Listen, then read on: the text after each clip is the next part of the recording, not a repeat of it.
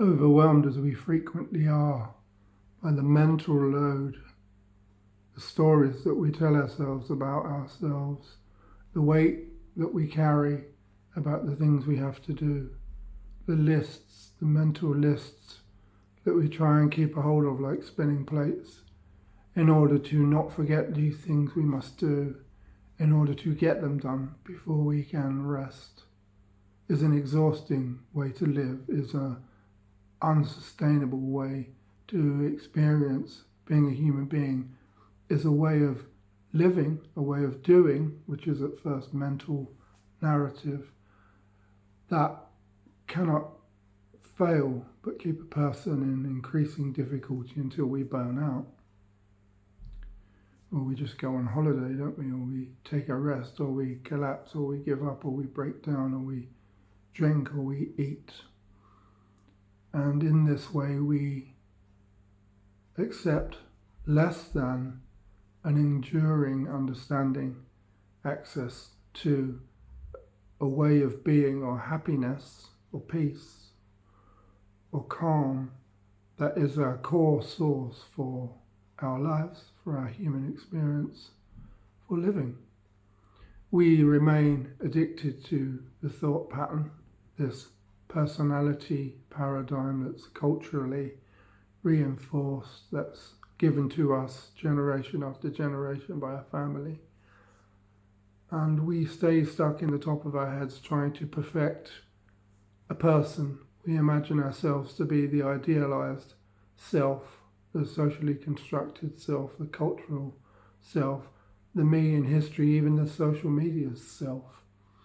That is, at first, in all of these styles, a collection of thoughts and ideas about who we would best like to be in order to feel happy about who we are being. Generally, by the ways in which we accumulate, review, assess, and account for the things we are doing, have been doing, and hope to be doing. So we measure ourselves as a human doing for whether we are satisfactorily being a human being. And we often measure this by the ways in which we make comparisons to other people. Well, their creativity is richer and fuller than mine. They have more subscribers than I do. This got more likes than my version of the very same thing. And then what do? We try harder. We re-navigate the terrain of how we think we should be and how others seem to be doing.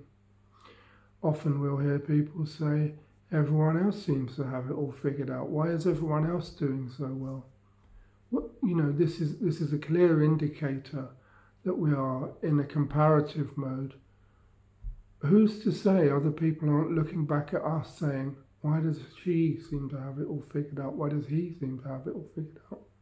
Because, of course, if we're thinking it, then they must be. If we can have a thought, if we can have a feeling, that it is not unique to us. Someone else is having a thought, someone else is having the feeling. There's no human being that can experience anything entirely unique. An experience that someone has not experienced at some point in their life, or a thought that someone hasn't thought at some point in their life. In this way, the common experience of the human being, the common way in which we experience the thought infrastructure, the thinking paradigm, the mental narrative, the emotions that come with that, the emotions that govern that, the emotions as a response to that, the way in which we desire to have positive, what we call positive feelings, culturally, socially, the way in which we try to avoid so-called negative feelings. And we create this paradigm between positive and negative, this either or, quid pro quo, dualistic way of looking at the human experience.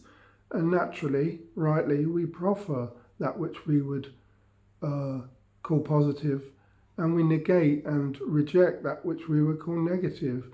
To be attracted to be overwhelmed by that which we might call negative thoughts and feelings, we usually call depression, and we can become so entrenched, cathected, finally addicted to those thoughts and feelings, that we end up institutionalized and we end up asking for help, and we seek help, often these so-called negative experiences are the vehicle for the very opposite. Pain is sometimes a touchstone to growth, unfortunate though that may seem. Emptiness is sometimes the seed of experiencing, knowing and encountering fullness. And in this way, the human being experiences life on its own terms. There is the idealized self and the idealized ideas of how life should be or could be.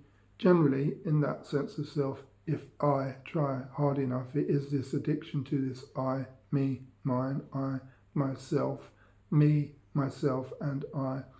That attachment to that, what is essentially a social, cultural, and familial and generational construct that we have been given at birth, and we've been conditioned to fit the form and find the form and flourish as the form, to actualize and become the best version of my full sense of self that I could be. And we might get there for a while. There might be seasons when we look back from here and say, yeah, life was good then. And materially, we measure that this was in place, relationships were in place, material means were in place, hope was in place, youth was on my side. And we measure these things and we think, I want to get back to that, or I want to move forward to an experience like that. And we're modulating a sense of self in order to recapture or to once again grow into experiences of these seasonal pockets of fullness. And in all that activity and the efforts and the practices and the programs and the places and the people that we utilize in order to bring about an increased sense of self, a best version of ourselves, are a trap. This is the dream that we wake up from in awakening experiences. We realize that that movement and that energy has been a game all along. It's been a dallying dance, and we took ourselves to be a dancer instead of realizing that we are the dance. We're already the dance. We've never not been the dance. But we don't have to be a single lone dancer, because that experience is a common experience for human beings, that we are the dance. We're all the dance together. And then we measure ourselves only by the limited sense of how well we're doing the dance. We measure the moves to the dance against each other and think, well, they're dancing better than I am in life. But they're dancing worse than I am in life, so I'm not doing too badly. And then we settle and we stay static and stuck in this current version of ourselves, and we accept less than because we measure ourselves against people that we perceive to have more than or have access to a sense of being that appears more than. Generally, we measure this by material means in our material age.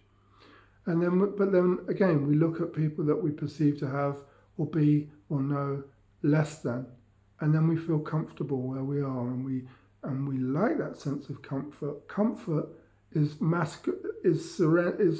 comfort is a fake mask for serenity and peace. Comfort is the emotional quality of serenity and peace. And when we feel comfortable, we make do and we settle. There is an enduring sense of comfort that comes from actualizing the recognition of our true nature, of who we are and of what we are, and that we realize and embody the idea that all the while we've been looking for home, for paradise, and we realize that we'd never left that which is paradise, that which is our true nature, that which is the fullness of our very being that has been here all along. Once we are led through and away from and out of our attachment to time, to our full sense of self, and to the stories that we tell ourselves about ourselves.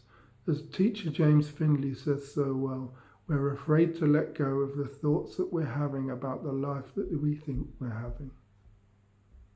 And in that, once we see through that, and we awaken, to use that term loosely, lest it appear too new age, we recognize that we have never not been full, and there is no sleep.